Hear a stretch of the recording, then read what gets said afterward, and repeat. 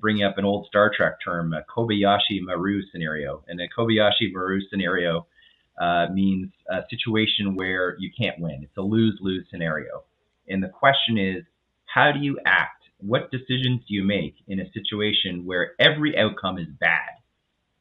An interesting test of the human mind to see how one reacts in that.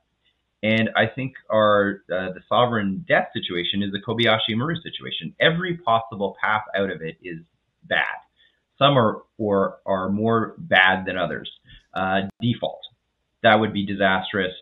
Check how much ammunition you have in your drawer kind of scenario. Inflation, bad for 90% of humanity. Cause a lot of pain for most people, a lot of disruption, a lot of displacement. But it may be the least worst path out of the current situation. And I think that's the playbook that's being run by central bankers right now. Welcome to the GoldRepublic Podcast. My name is Bart. And I'm Alexej Jordanov. In our weekly podcast, we invite guests from all over the world to get valuable insights into the emergence of a new monetary system through the lens of precious metals, cryptocurrencies, and other financial instruments. Welcome, Ravi. Welcome to the show. So first of all, one of the first questions we always ask our guests is, what is the inner fire you have? What drives you every day? And what got you also into this world of finance? Well, the two big questions there. What's my inner fire? I think I like to build stuff and create. And I think I'm agnostic as to what it is. It could be a company, an operation, a building, anything. But the process of figuring out how to do it, and also the harder it is, the more interested in doing it I am. And I think that's one of the things that's attracted me to emerging in frontier markets. As for finance, I really fell into that by accident. I thought I was headed to academia. That was certainly my interest throughout the end of high school and my undergraduate career. And I was accepted to graduate school, and I was going to attend University of Chicago to study mathematics. And I had difficulty putting together the financing for that to fund my graduate studies, and deferred admission by a year. And had good fortune to be given a summer job by a former professor that I'd done some work with. He was a physics professor and had changed his life and become a proprietary trader working for Deutsche Bank, Deutsche Morgan Grenfell at the time. And he said, come work with me for a while and save up some coin and you'll be able to pay for grad school. And I went over there and lasted a couple months and then got let go. It wasn't my fault or anything about me. It was a global downsizing. This was a Asian financial crisis, 1997, and Deutsche shut a lot of what they considered satellite offices, and Canada was one of them. And then again, another is just lady luck smiled on me, and a friend of a friend introduced me to a new family office that was just getting started. It was set up by a person called Jack Lawrence. Who was, you could say, a storied figure in Canadian finance. He had sold his firm, Burns Fry, that he was CEO of for 27 years, to the Bank of Montreal. It became Bank of Montreal, now known as Bank of Montreal Nesbitt Burns or Bank of Montreal Capital Markets. And he'd stayed on for his requisite contractual amount of time and then spun out and set up a family office. And just by good fortune, we crossed paths as I was looking for a temporary position. And he employed me on a temporary basis, and temporary became permanent. I never went to graduate school, and I've never applied for another job in my life. Just like inflation, temporary gaining permanent, or it was not transitory. All right. So, what would you say, like in terms of like your experience within the world of finance? Is the current like the current environment right now? So look, all the platitudes we could drag out. History doesn't repeat itself, but it rhymes, and so forth. One thing I was, starting very young in the investment industry and getting a lot of exposure early on. I always thought I knew better, and temporarily or on a transitory basis, maybe young people do. But there's one thing you can't replace, which is experience.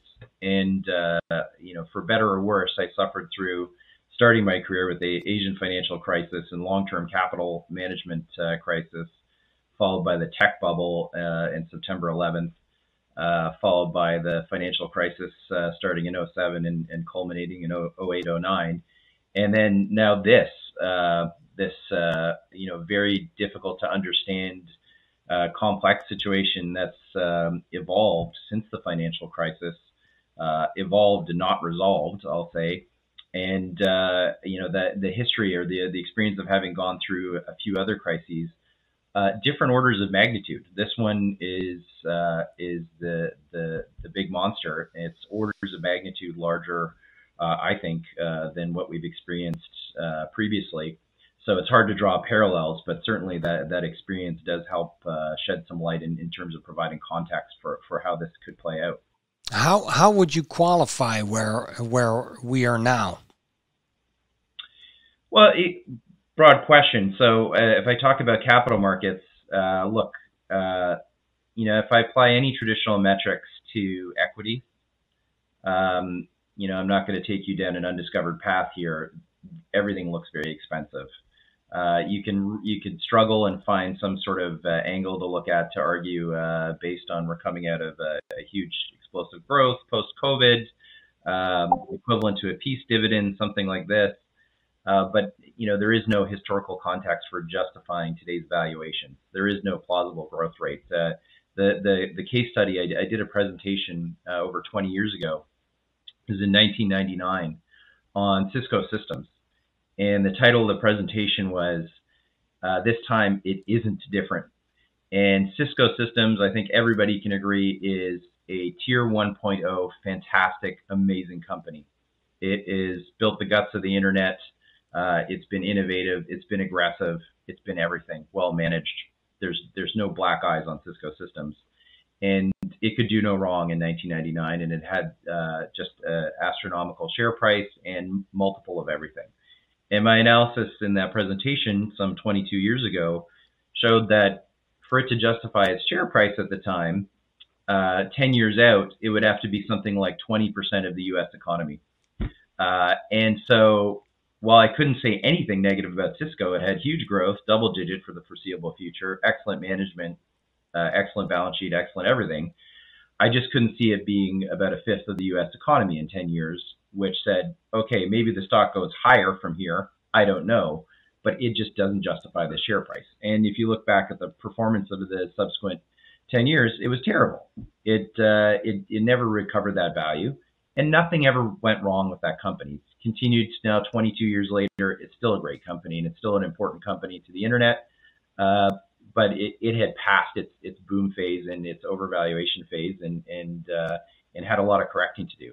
I think the equity market, there's going to be a lot of that in front of us, where a lot of great companies are just so richly valued, and we've been in a buy the dips mode for so long that there could be a complete reset in valuations on many of them without anything even going really wrong.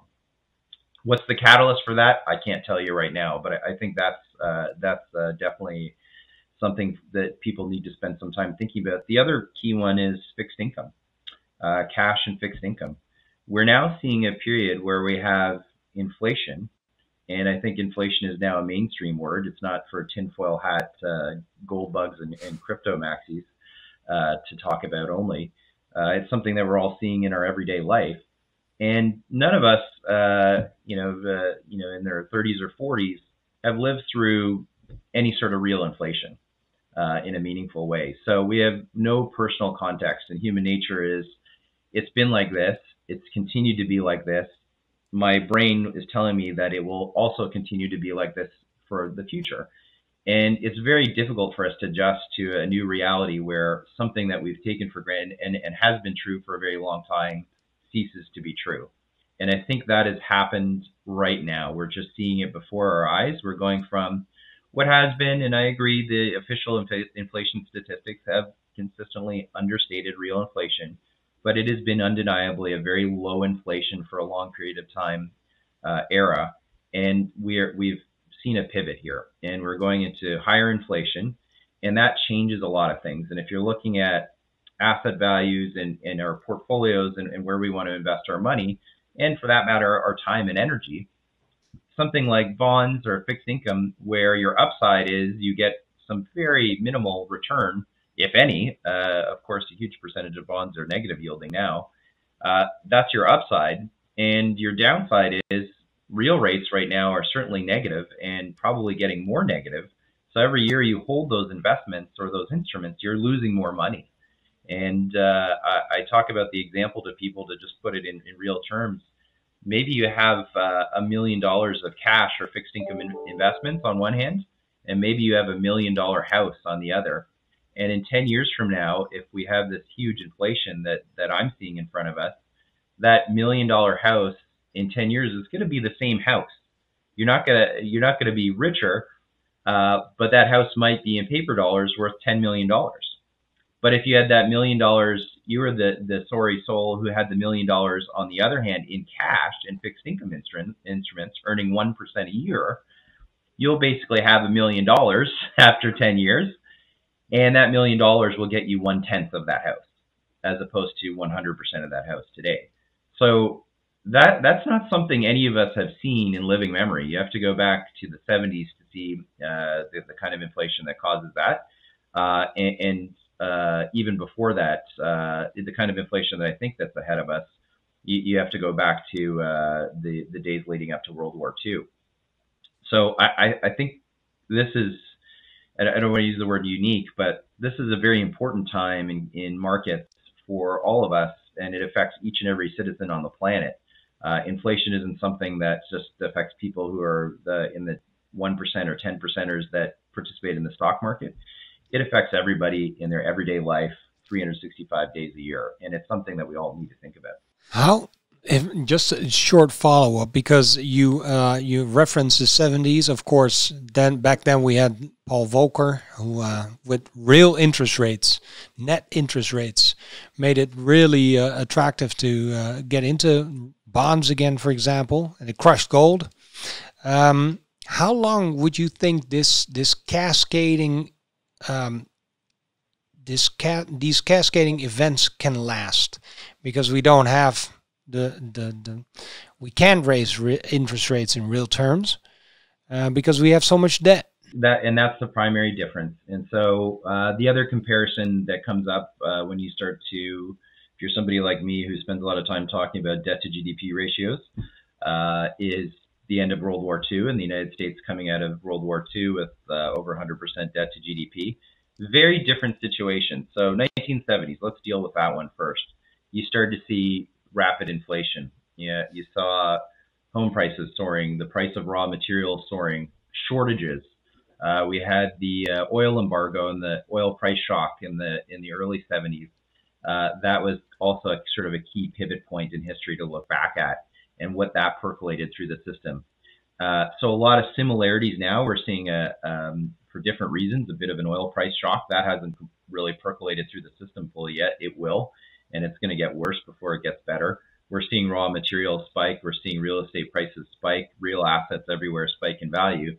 What's the fundamental difference between now? It's exactly what you highlighted. The United States was in a much better balance sheet position than it is now, and the policymakers have a tool taken away from them. They do not have, all else being equal, sure, that was supposed to be part of the Fed's mandate to have stable prices. Now, I think the playbook that they're running with, and they're telling us with what they're saying and with what they're doing, that they want more inflation and for longer.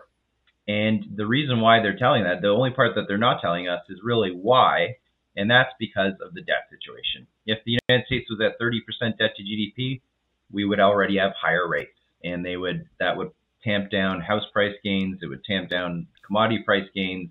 Inflation would not be an issue. What they need right now, what they want, is inflation. And the reason for that is the only path out of our current debt to GDP issue, or debt across the entire system, never mind just at a sovereign level, is inflation. And the hope of policymakers around the world is that they can inflate their way out of it. And I've had the pleasure with, for over 10 years, Paul Volcker was on the advisory board of my investment firm. as was Dr. Sidney Jones, who is the Deputy Secretary of the U.S. Treasury, and John Crow, who worked with me. I had the great pleasure of working with him for 12 years in my own office. He was previously the governor of the Bank of Canada. These are great people. They're brilliant people. They are not magical, godlike people who can see into the future. They are working with a great set of data and a great network of information flow, but they can't predict the future. They're making the best decisions they can with the information they have available. And my view is, contrary to the prevailing zeitgeist, they're not madmen who are out of control trying to create wealth for the 1%. They're running a very specific playbook. They're trying to inflate our way out of this debt problem because it's an intractable problem otherwise. I've been bringing up an old Star Trek term, a Kobayashi Maru scenario. And a Kobayashi Maru scenario means a situation where you can't win. It's a lose-lose scenario. And the question is, how do you act? What decisions do you make in a situation where every outcome is bad? An interesting test of the human mind to see how one reacts in that. And I think the sovereign debt situation is the Kobayashi Maru situation. Every possible path out of it is bad. Some are more bad than others. Default, that would be disastrous. Check how much ammunition you have in your drawer, kind of scenario. Inflation, bad for 90% of humanity. Cause a lot of pain for most people, a lot of disruption, a lot of displacement. But it may be the least worst path out of the current situation. And I think that's the playbook that's being run by central bankers right now. Comparing it to exiting World War II, we had similar debt scenarios there, but a very different picture in terms of interconnectedness. First of all, you had almost all that U.S. debt being held by Americans and American institutions. Now that is not the case. We've been very reliant on foreign purchases for years and foreign flow of funds to support U.S. deficits. Now it's shifted more and more pressure onto the Federal Reserve to fund those deficits. Quite the circular situation, but and one that's really a mind bender, but that is what's going on. And again, part of the playbook of the Treasury and the Federal Reserve working together to create and sustain that inflation. The other key difference I'll highlight between 2021 and 1946 is we had a legitimate peace dividend there. We were coming up that half the planet was destroyed, and we went from death and destruction to demographic boom, the boomer generation that we know so well, and a building and infrastructure boom. So new technology, industrialization, and rebuilding everything in a big way. We've heard politicians talking about infrastructure and big stimulus and all that sort of stuff. And COVID, maybe that was kind of like a war. It's not. It's apples to oranges. It's nowhere near the kind of dividend that we got from just call it organic reasons from World War II ending. I also mentioned the demographic boom. Now we have a bit of an inverse there. China, Japan, and the United States. The United States is the best off of the three, but the European Union, China, and Japan, terrible demographic situation. And the United States certainly doesn't have a demographic boom either. It's just the least worst. So the parallels, the things that were tailwinds coming out of World War II are now actually headwinds. And so I think it's a very different situation. It's worthwhile looking at that. But the exit path for the world that worked in 1946 onwards is not the one that's going to work now. So when you look at the different asset classes out there, and you've had the experience as well, like with your prior occupation and job, and also like I think you've also studied mathematics, so you also see things in a more quantitative manner as well, so a bit more rational than maybe emotional. Where do you see the big differentiations, and maybe the parts where some assets are really heavily underestimated compared to others in this current environment? And I think that's one of the key questions. And as I said, this kind of macroeconomic environment is something that 100% of people need to think of, because even if you don't have a stock portfolio, it's going to affect your life in a material way. So we should all be thinking, what decisions can I make now that are going to positively influence me for the next 10 and 20 years? And if I go put my portfolio manager hat on and say, what are the asset classes that I want to be in? First and foremost, hard assets. So call it center ice, sure to use a Canadian term, center ice real estate, like Main Street real estate, retail and some commercial properties, even office properties now harder to wrap our head around with the changing way that retail and even working works. But tier one liquid real estate, probably a very good place to be in this kind of environment. Even, and a little hiatus on that, even with the current like overvaluation. So in Amsterdam here, for example, we have a year-on-year growth of up to 15%, which is insane. Yeah, it's hard to wrap your head around it, and we've seen the same thing in many key markets around the world. The larger the market, the more liquid it is. It seems like the more the appreciation has been. But the difficulty. Let me flow through the whole argument in terms of asset classes and come back to a concept of discount rates. So you have the hard asset, then you have gold as call it the ultimate do nothing, zero risk hard asset. An ounce of gold today is only an ounce of gold in 10 years. You're not a landlord. You don't have to worry about your tenants, whether they be a business or an individual. The city going in or out of style, all those other factors. An ounce of gold is an ounce of gold. That's all it can ever do. That's the negative. It's also the positive. Same thing applies for cryptos. I think you have to do some more thinking about where you want to allocate your money on crypto and also be able to sustain more volatility, at least until the asset class evolves and we see it mature a little bit more. The volatility will go down over time. But that's also certain cryptos are potentially a great hard asset component. And then moving down the chain, I go to equities. And some equities will perform very well in an inflationary environment. Companies will be able to pass through and maintain their margins, perhaps even increase them. And some won't. And so you call it the interest rate sensitives. They may not be able to. I know I'm involved in the renewable energy business. Some of that business would be negatively affected because we have very long-term contracts that make our business low risk. But if inflation becomes huge, the money that we're making today may be about the same number of dollars in 5 years, but that may be a very bad outcome. So some businesses will perform very well and their equities will perform very well in an inflationary environment, protect your wealth and even increase it. Others will destroy it. So I'll put that in the second tier. And in the bottom tier, put cash and fixed income. And this is what I alluded to earlier. You're gonna lose your shirt on this. And people feel risk and they want to go into the lowest risk assets. In fact, in this environment, those quote unquote lowest risk assets are the highest risk to you. You have no upside. Your yield is probably low single digits, if anything. So that's your potential upside over the next 10 years. But your downside is it goes to that $1 million house turning into a $10 million house example. Your $1 million in fixed income will become $1 million in $10,000 over that time period, and you will have lost a huge amount of money in real terms.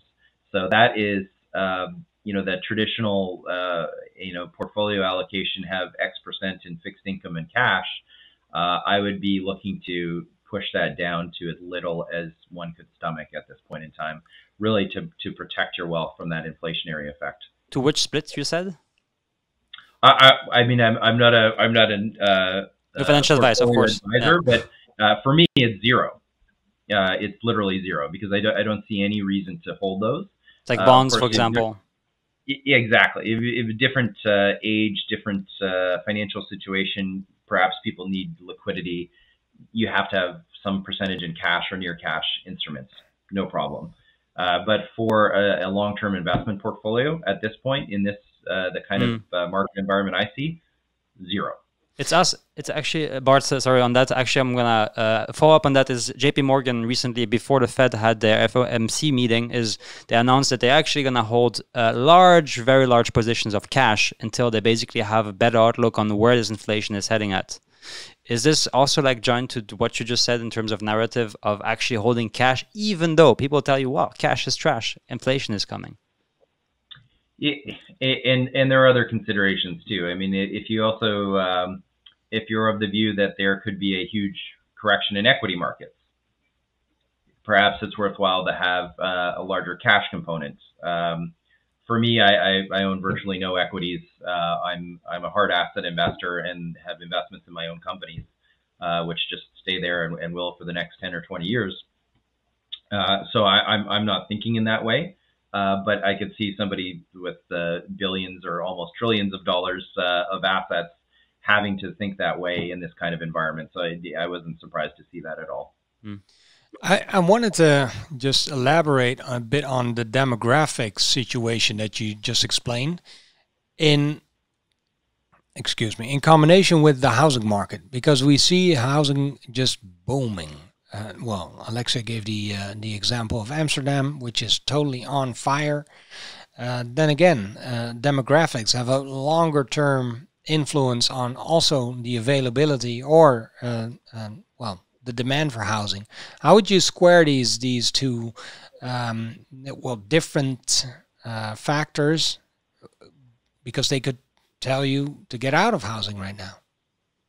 And you can't ignore it. So let's look at Japan. So Japan is a glimpse into our future in many ways.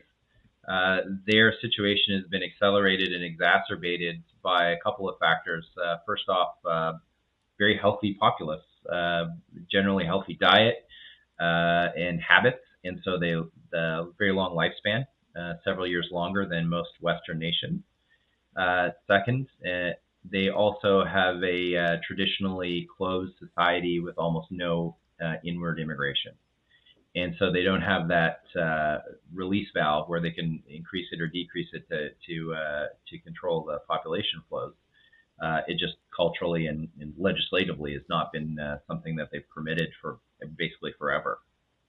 As a result, you now have a population that is much older on average, which has changed their spending habits and the kind of places that they live, and where they live, and the kind of places they live in, and also resulted in now a shrinking population where you have entire cities that are virtually abandoned. So while on one hand you have some countries that are exploding so fast, there's nowhere to put the people, you now have more places to live than you have people in Japan. And so there are empty homes all over the place. And that's not something that can go away when you have no ability to increase your population through immigration. You can't turn on a dime and change cultural habits in terms of birth rates and things like that in any kind of short or medium term time frame. So fast forward 30 years for Europe, and we could certainly see something like that, where you see people living a lot longer, but changing their spending habits, changing their living habits, living in different kinds of places, and birth rates continuing to fall, and populations going sideways or even declining in some of the major centers. Europe does have something that Japan doesn't have, and that's immigration and cultural tolerance, and interest in it, and legislatively speaking, an ability for it to happen.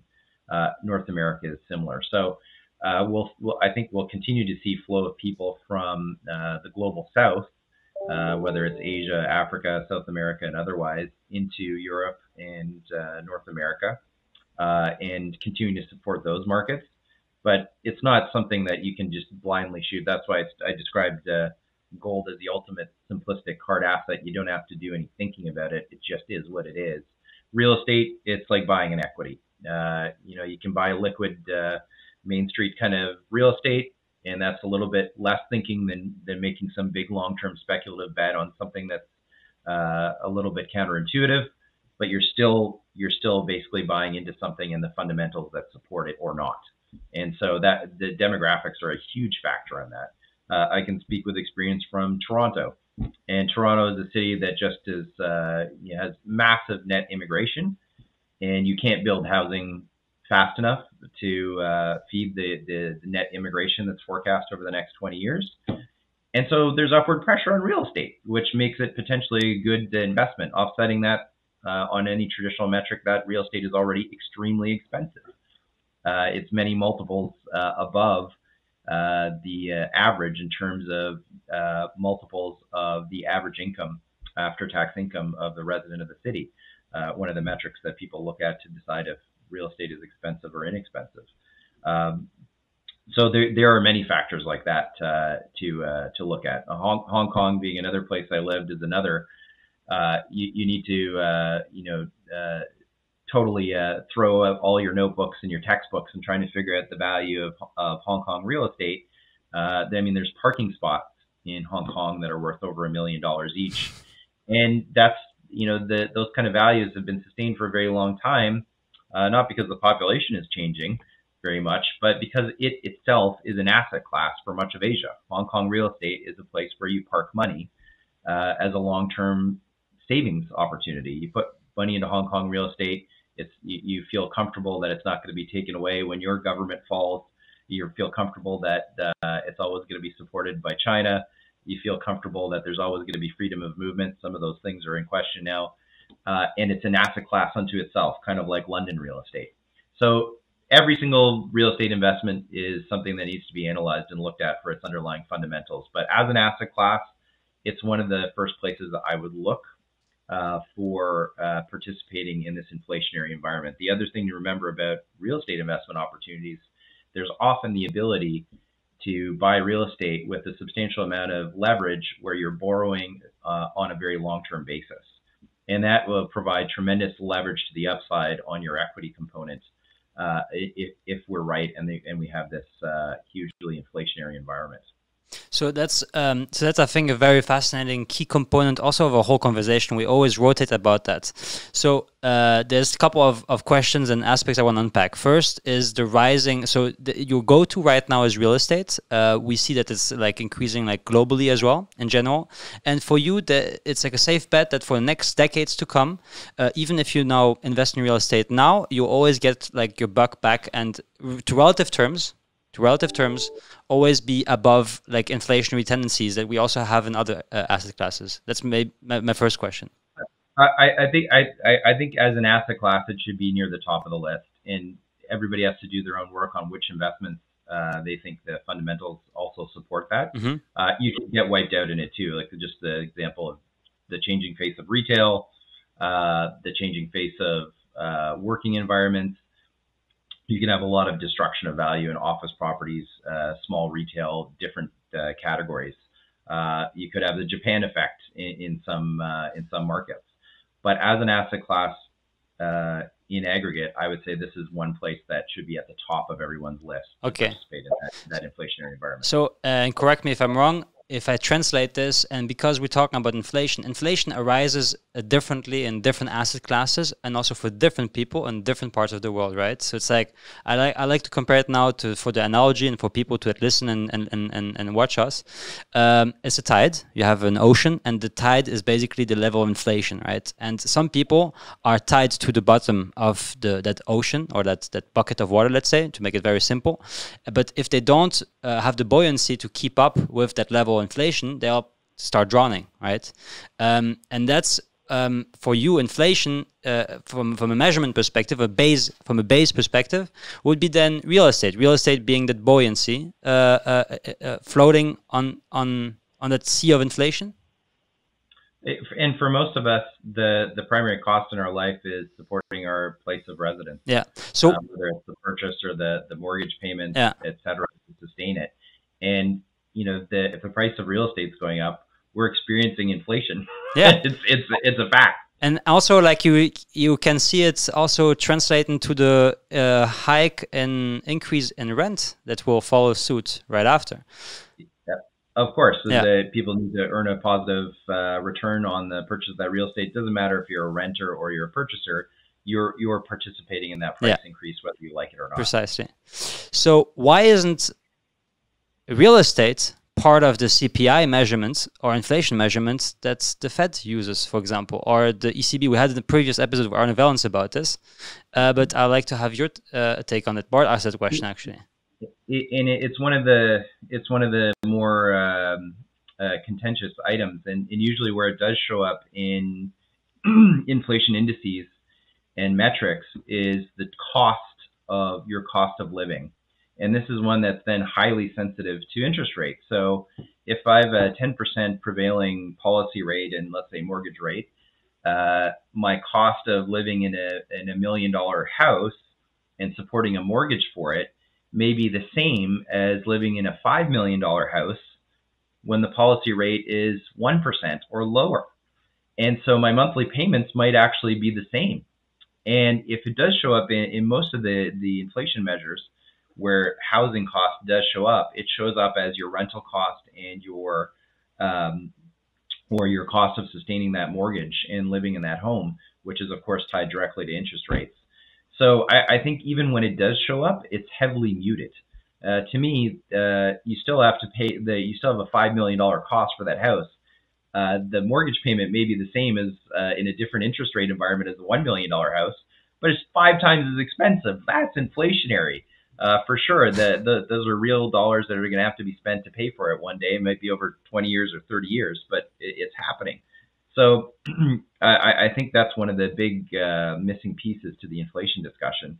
And you know, if it just goes across everything. Like we're all experiencing it in our lives. I don't think anybody has to be sold on the fact that inflation is happening before our eyes. And the rate of change now is so high that you don't have to think about it too hard. You just have to go to the grocery store or try to buy anything if you're lucky enough to have whatever you need in stock, because a lot of that's happening now too.